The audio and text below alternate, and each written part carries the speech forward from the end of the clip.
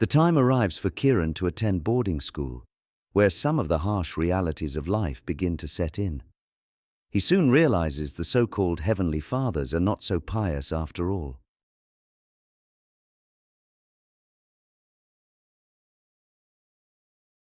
Chapter 8. Let us pray for our souls. I may have been lucky enough to get a kiss on the cheek from Fulvia, which left me paralyzed like I'd been stung by an African hornet. All in all, she turned out to be a lesson in life's complications and emotions. To be honest, I was content to just daydream before she came along. Now I was being teased with extra gusto by my brothers. My nom de plume of bird brain was now simply a trilling sound delivered at various pitches from any distance, which made it worse. Our holiday came to an end and we drove back to Germany, minus Ted, with Betty driving, Mike map reading and Sean hanging his out of the window puking his guts out. Frighteningly, disturbingly, and inevitably, the time had finally arrived for me to join my brothers at boarding school at Oak Hill in Ipswich.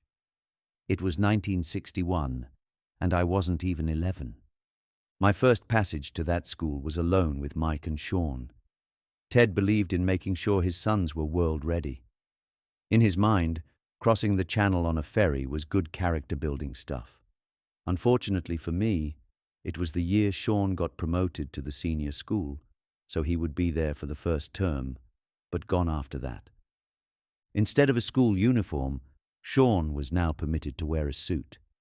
He chose an Italian one in which, Ted said, he looked like a teddy boy, a term used in the 60s to describe suspicious young men. We travelled by steam train and ferry from Germany. On the cross-channel journey, Sean, still prone to every conceivable type of motion sickness, stood on the deck in a howling gale and hurled his supper into the wind, which all came directly back onto me and his new suit. Somehow, we arrived at the school with our luggage already having been delivered. In those days, people used trunks with their names stenciled on them, making them look like Captain Kidd's treasure chest. Before I got to this new school, Mike gave me a warning. Watch out for Brother Hugh, Birdbrain. He's a shit. Lo and behold, it was within the very first hour of my arrival.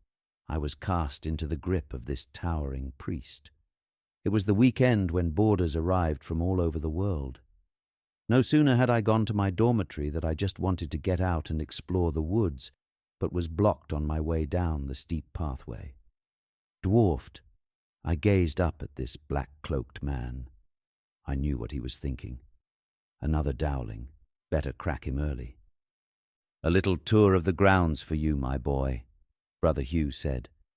He was a big man, like a tent in his long black cloak with white collars hanging like envelopes from his throat, denoting the De La Salle Christian following founded by St. John the Baptist. From the crook of his arm, a cocked, twin-barreled 12-bore shotgun dangled menacingly. The lump in my throat threatened to overwhelm me as Brother Hugh strode ahead, dappled by the sun as it filtered through leaves. A steep, rocky path switched its way into the woods. Tentatively, I followed. A small river skirted the side and occasionally formed a pool. At one of these, Brother Hugh stopped. "See the newts?" he said sternly. "You'll be learning plenty about newts." We continued this nature walk, and I relaxed a bit as I studied the back of this big stranger. I didn't reply because I didn't know what a newt was, but at least I was in nature and was enjoying the walk. Halfway down, Hugh suddenly stopped. He turned to me and pointed up to a pigeon nest. I could see the mother roosting. My affection for this man grew. He liked birds. The smile on my face vanished as he flipped up the barrels and lifted his gun skyward, pulling both triggers at once. The air filled with the crash and stench of gunpowder. Feathers flew from the tree. The pigeon's nest and its contents landed at my feet. The mother had disintegrated. The new chicks flapped about in a wounded circle, and I, mouth open in shock, dropped to my knees to help. Brother Hugh lifted his big black boot and stepped on them. "Vermin," he said. From the day Brother Hugh butchered those chicks, I hated him. I also well remember the backhanders that arrived without warning. Most of these vindictive brothers would slap a boy on the back of the head without a thought. My only refuge was the lovely, cuddly Mrs. Bacon, matron of Oak Hill. She sensed my plight and knew exactly why Hugh had it in for me. "You may talk quietly," Hugh would announce at mealtimes. Tentative murmurs followed, then rose to a crescendo. "Dowling, see me afterwards." That was a common announcement, but I didn't know why I was being picked on. Every Saturday after breakfast, mail was dished out. Hugh used to flick the letters like a frisbee across the refectory. I could identify my mother's parcels a mile off: fat, sagging, grease-stained brown bags, stuffed with jamboree bags, and delicious, stodgy, half-risen cakes, the whole offering tied with string. My parcels always weighed a ton. I could smell her perfume on them. Every so often she'd slip a couple of Woodbine cigarettes inside. I'm sure it was just a joke, so we used to hunch into the forest and have sickly puffs. It was when I missed my parents most. This place was not like home. Emotional comfort was hard to come by, with rules, discipline, and the need to watch your every step.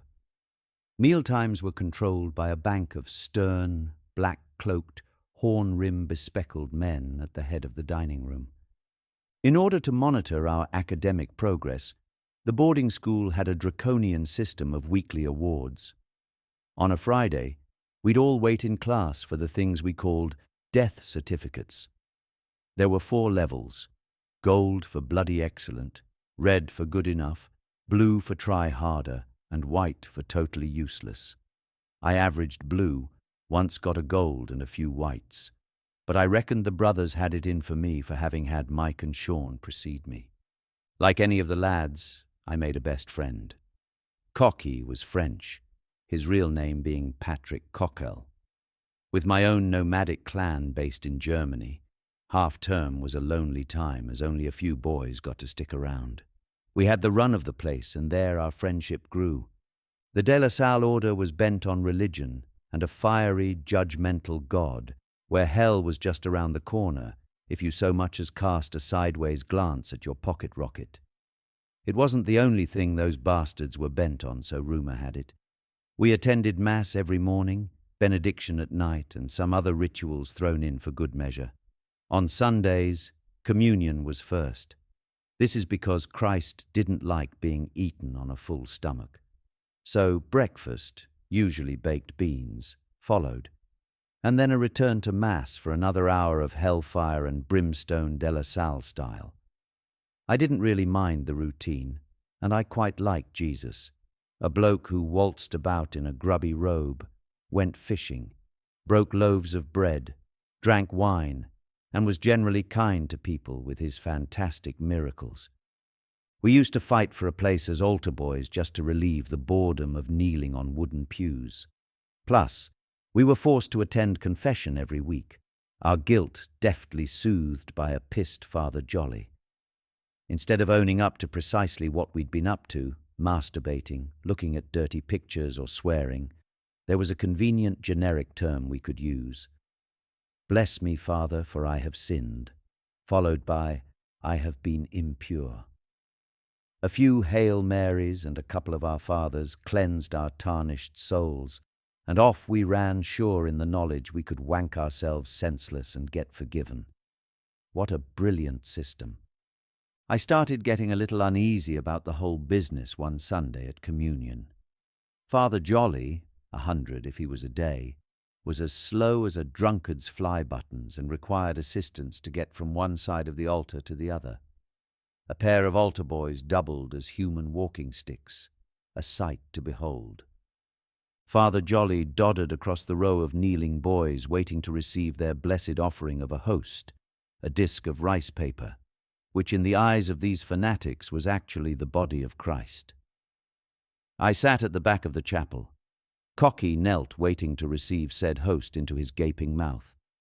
Father Jolly, wheezing and puffing, dipped his shaking fingers into a chalice to extract the next offering. Each time he moved to the next upturned face, he seemed to take more time. He reached Cocky and, with excruciating slowness, lowered the disc towards his mouth. It never got there. Father Jolly slipped on the step, landed right on top of Cocky, knocked him aside, and, roly-poly style, flopped into the aisle like a roll of linoleum. Somebody caught the chalice, but the host Cocky was about to receive had fluttered onto the floor. So, naturally, Cocky bent to pick it up. His fingers were just inches from it when, like Batman and Robin, two cloaked brothers charged down the aisle in a flurry of black robes and threw Cocky aside, breaking his wrist against a pew before he had time to place a finger on the thing. The brothers formed a circle around the fallen host, guarding it like the Holy Grail, whilst Father Jolly was bundled into order and brought wheezing to the scene of the crime. He wavered for a moment, blinking. He then deftly unblessed the object of concern. All was back to normal, but not for poor Cocky. Not a thought was given to him as he nursed his wrist and sloped off to see Matron.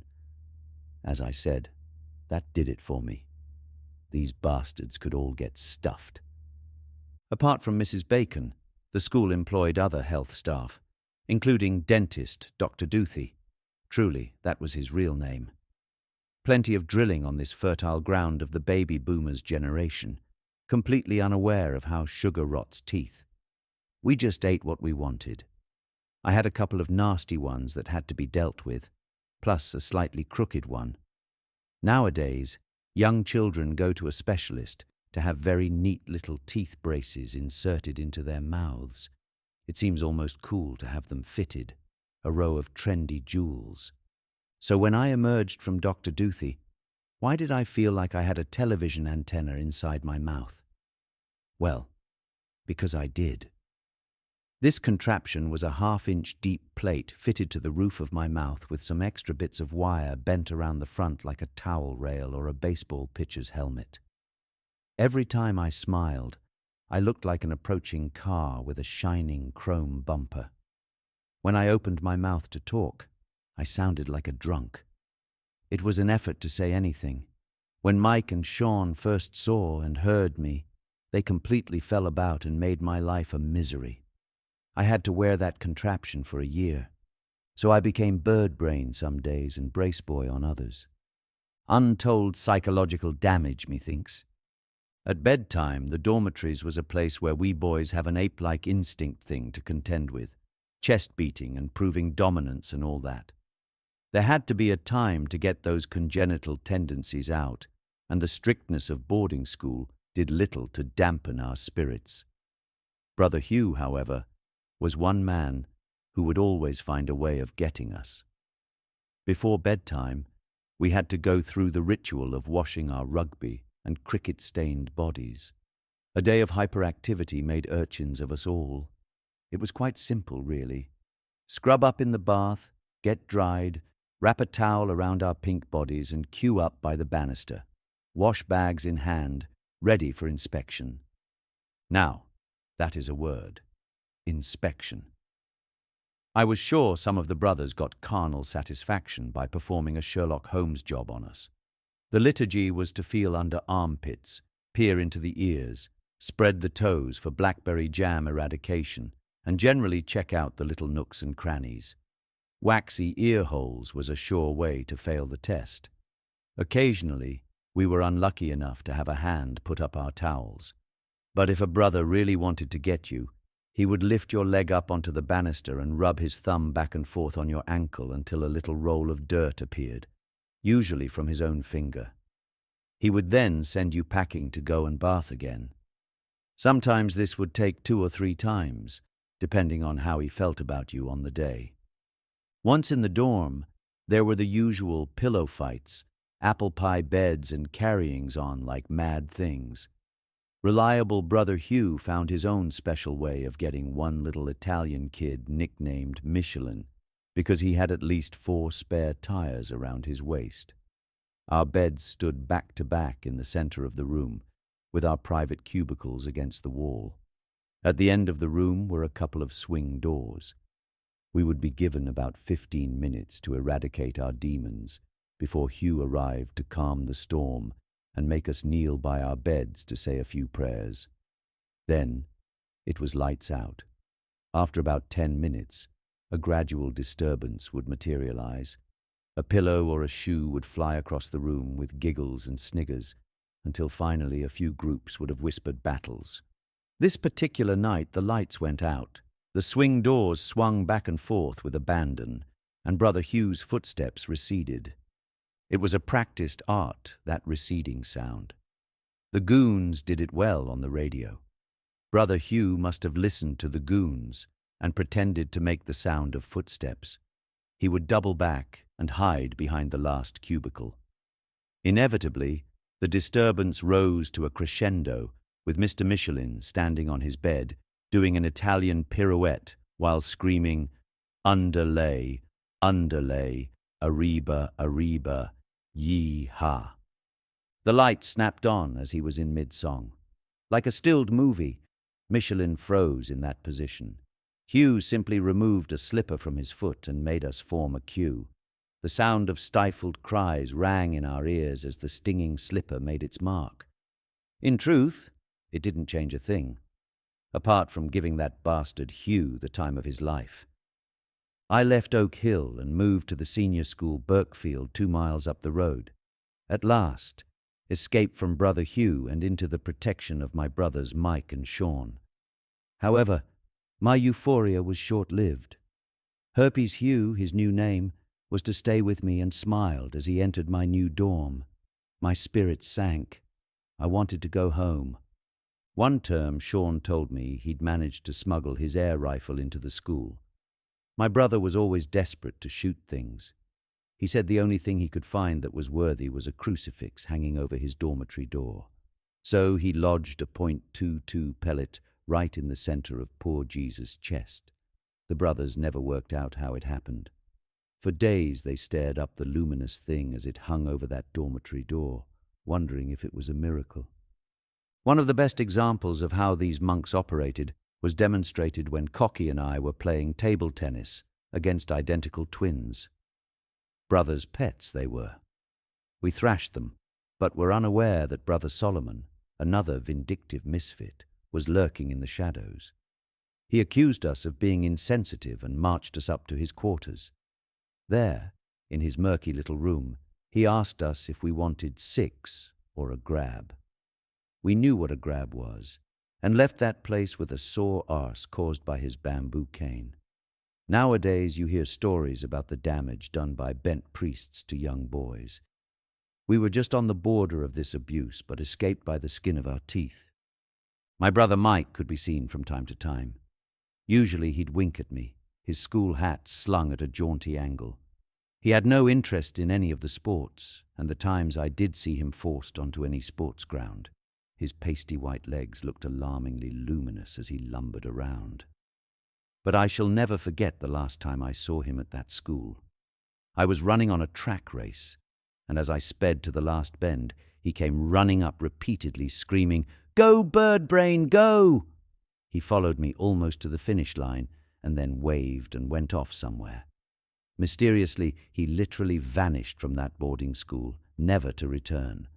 When I next saw Mike, we as a family had left Germany and taken up residence in the Admiral's residence overlooking Plymouth Sound, Devon, in England. It was a rollicking great house with 7 bedrooms where, on our arrival back from boarding school, we discovered Betty had acquired a pair of corgis, just like Queen Elizabeth's. Having dogs was just a great outlet for torment, and these creatures were so tormented by us that not one broom handle in the house was without a snarling spangle of teeth marks at its base. This phenomenon was engineered by our taking turns to tease them by rattling the broom inside their food bowls and shouting, "I'll have your foodies." The dogs would come skidding into the kitchen, growling, teeth bared, then grabbing for the broom. It got to the stage where the dogs wouldn't eat their food until we'd teased them. What was worse is that Betty would allow us to actually eat the corgis' bone-shaped biscuits. What harm could it do? That was always my mother's mantra. The biscuits were named Bonio, a treat we consumed with relish at any opportunity. I can distinctly remember a Bonio appearing in my school lunchbox from time to time. "Michael," Betty could be heard saying as she gaped into an empty cupboard, "have you eaten all the dog biscuits?" During these school holidays, and when both my parents vanished somewhere or other, I was occasionally looked after by Sheila, a happy, blue-eyed redhead whom I adored. I really had a crush on her and would beg Betty to let her look after me. She had a Polaroid camera, one of those that ejected an instant result by spitting the picture out. I loved waiting for the image to appear, like magic. One day, after I hadn't seen her for a while, waiting for her to arrive, my mother appeared at the lounge door. She just looked at me with her hand to her mouth. A man dressed in an American naval uniform stood beside her like a sentinel. I knew something was amiss, something terribly wrong, like Sheila couldn't come or had decided I was too amorous a subject. Betty sat me down and told me something that froze my heart, like it had been squeezed by an Eskimo's hand. Sheila had been lodging at one of Ted's friends' flats in London. They had a pet budgerigar which had fled its cage. Sheila found it perched, squelching its way through birdsong on the outside balcony railing, just out of reach. She stood on the railing, reached across to try and cajole the bird back inside. She slipped and fell 5 stories to her death. A week away from being married to that man in the naval uniform, the man I hated for taking Sheila from me. A while later, her Polaroid camera, bequeathed to me with a picture of us sitting together, arrived in the post. I got on my bike and raced away to the old port where rows and rows of fishing boats are moored. As I mourned Sheila's tragic death by frantically pedaling past the boats to erase the images of a 5-story death plunge, Michael is at home having his private tuition in the lounge of our house, and he's about 16 years old. How could we know that sitting in a cafe in that old port is Janice, the woman he would find and marry 6 years later? By then, we'd have lived far, far away in places I could never have dreamed existed. Before we took our exit from the Admiral's house, Ted went off on another jaunt, to America, where he and his battery of commandos showed the Yanks how to dismantle a howitzer cannon on one side of the Snake River Canyon, transport it across and reassemble it on the other. An impossible task, they said. But they did it, and were honored, and probably a whole lot more. But then, to cap it all off, Ted commanded the HMS Bulwark, a ruddy, great big aircraft carrier bound for Singapore, where we were to meet him. The mystery of Michael's circumstances emerged. He was enrolled into and remained at the Royal Navigation College, thanks to my mother's charm with the man at the top. And I tapped my foot to the sounds of Love Me Do by the Beatles.